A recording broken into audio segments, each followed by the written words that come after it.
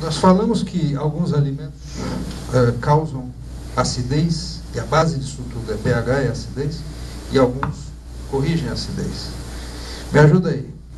Alimentos que causam acidez. Já falei de 2. Acidez. Aqui. O quê? Abacaxi. Não. Abacaxi é uma fruta ácida, mas não causa acidez. Leite. Leite de vaca e seus derivados.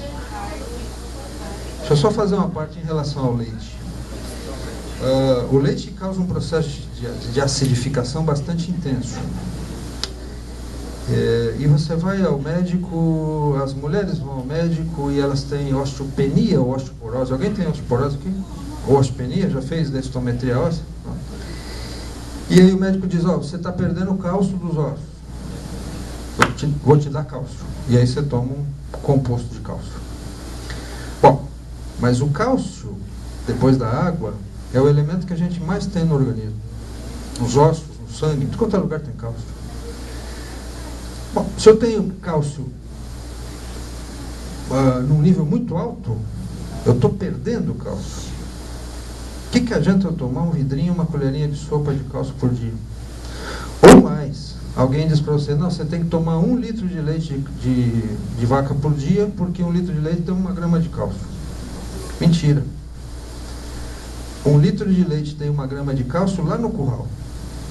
Depois que ferveu, cai para metade. Depois que pasteurizou, cai para 1/3. Depois que faz tudo que estão fazendo com leite por aí, não tem mais nada. Tem gente sendo presa aí. Imagina quanto cálcio tem no leite que eles estão vendendo pra gente. Então, não tem cálcio no leite. Mentira. E mais, o leite causa a perda de cálcio. Porque se ele acidifica, o cálcio vai se ligar ao ácido, ao CO2, ao gás carbônico, e vai ser eliminado pelo rim. O cálcio do osso que vai para o sangue, ele tem a função de neutralizar os ácidos que tem no sangue. É por isso que a paciente perde cálcio. Para neutralizar pH. Porque ele é usado para neutralizar pH. E vai embora pela urina. Então você dosa cálcio na urina, ele está altíssimo. Ela está perdendo cálcio. O que adianta eu botar água na caixa d'água e deixar a torneira aberta? Não, se eu fechar a torneira, eu corrijo o problema. Né? Como é que eu fecho a torneira? Paro de tomar leite. Os países que mais têm osteoporose são os países que mais consomem leite de vaca e derivados. Na China não tem osteoporose, no Japão não tem osteoporose, nas Filipinas. Pacientes que não consomem leite não têm osteoporose. Então, alguns alimentos causam acidez. Alguns alimentos causam alcalinização, alcalinizam, corrigem a acidez. E aí vem o que a gente está proposto a falar aqui. O que eu tenho que fazer para não ter essa doença? O que eu tenho que fazer para não ter de novo essa doença? Existe uma relação direta entre a azia e a dor de estômago e a epigastralgia com essa acidificação. Tá? Então, você fica ácida mesmo.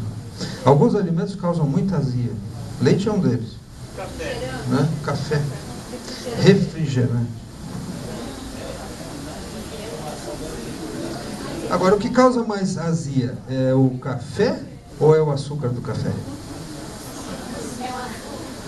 Açúcar. Açúcar refinado.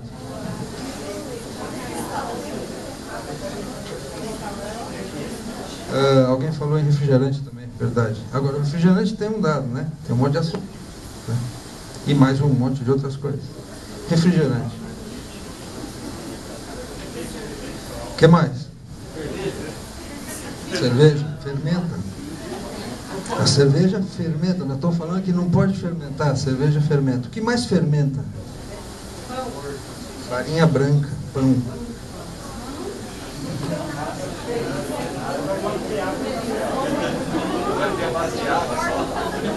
Farinha refinada.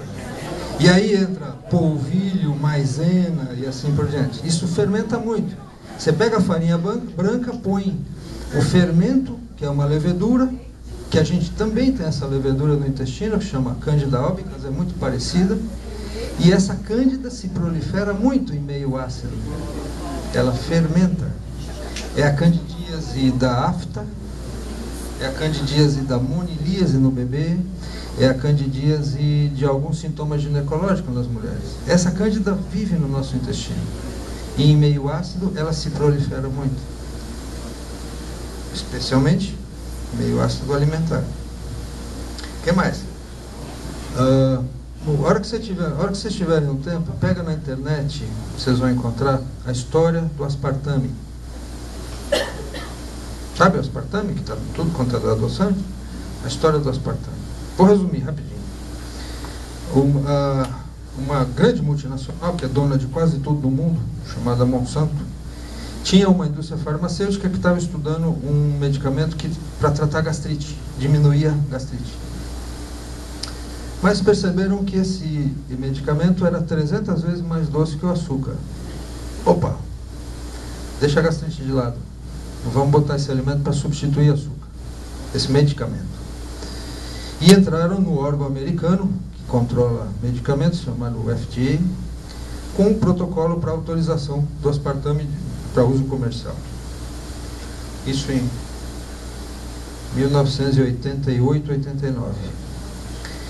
Aí o FDA disse, absolutamente, isso não vai passar. O estudo de vocês é muito precário e esse medicamento causa câncer, especialmente câncer no cérebro, porque ele acidifica. Durante 10 anos, a Monsanto, todos os anos, entrava com um protocolo de autorização pelo FDA do aspartame. Até que em 1990 alguma coisa foi autorizado. O que é que mudou com o aspartame? Nada. Mudaram os auditores do FDA. Esse é o poder do capital. Mudaram o FDA, mudaram quem questionava. E eles aplaudiram, disseram que o adoçante era fantástico, que era inócuo e que podia ser vendido em qualquer lugar. Portanto, tem um remédio, e todo remédio tem dose mínima, dose máxima, dose tóxica. Tem um remédio na bancada da padaria que você pode usar quando você quiser e que causa câncer. Suco de laranja Tampico. Alguém já tomou? De laranja só tem o nome. Ele é produzido na Praça da Sé com água do Rio Tietê. Não tem nada, não tem uma gota de laranja lá. Não tem uma gota de laranja. Não passa perto de Araraquara. Tá? E aí você toma aqui. Quer dizer, o que estão botando na nossa boca? Essa é a grande pergunta. E nós estamos ficando cada vez mais doentes por conta disso. O que falta aqui? Que vocês comem regularmente? Chocolate? Sim.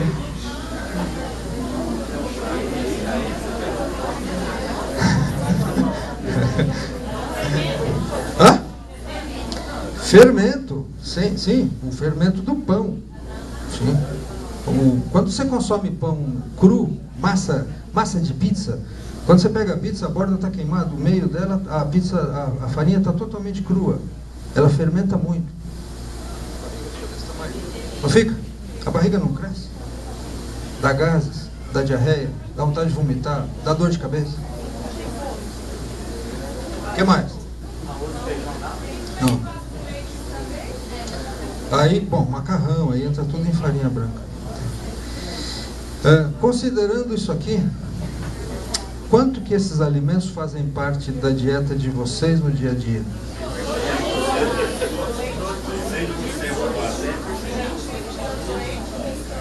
De vocês e do resto do mundo.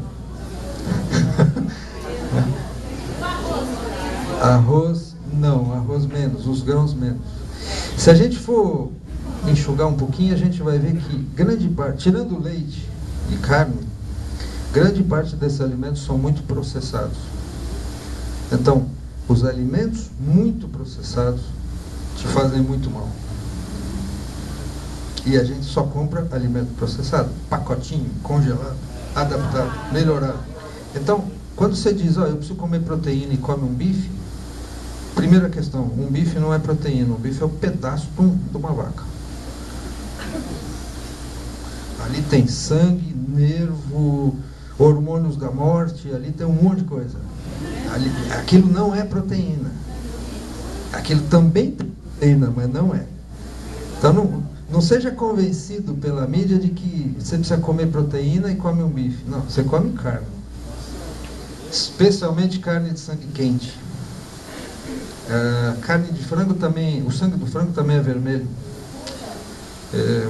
Então a carne do frango também é vermelha. Bobagem, carne vermelha é carne branca. Não tem isso. Tem carne de sangue quente e carne de sangue frio. As carnes de sangue quente, vaca, porco, frango, são muito mais tóxicas do que as carnes de sangue frio, peixe. Mas todas elas causam acidificação. E a nossa dieta hoje, se a gente for olhar, come-se carne no café da manhã, no lanche, no almoço, no lanche da tarde, no jantar e para dormir. O nível de consumo de carne e derivados de alimentos de origem animal é altíssimo.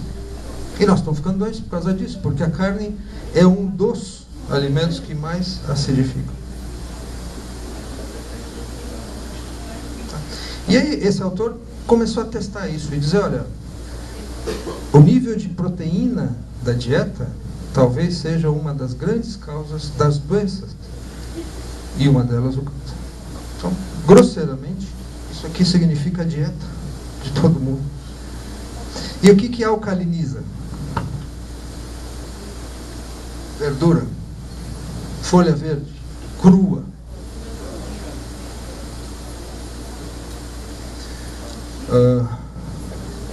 Eu digo quantidades muito grandes, tá?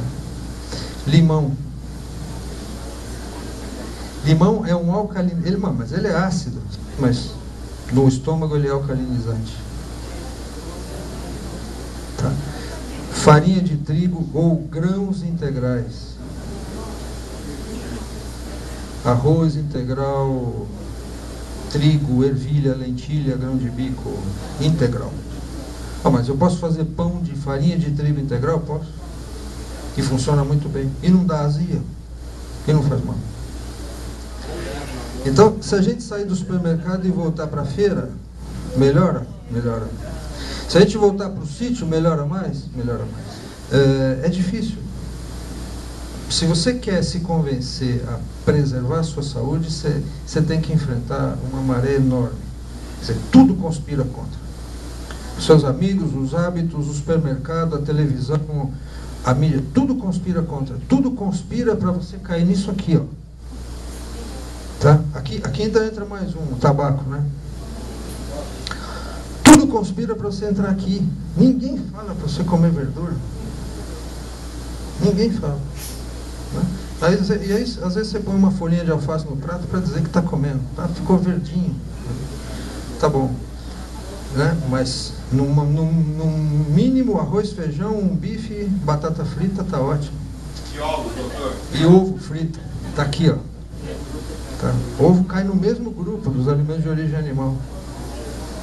Tá?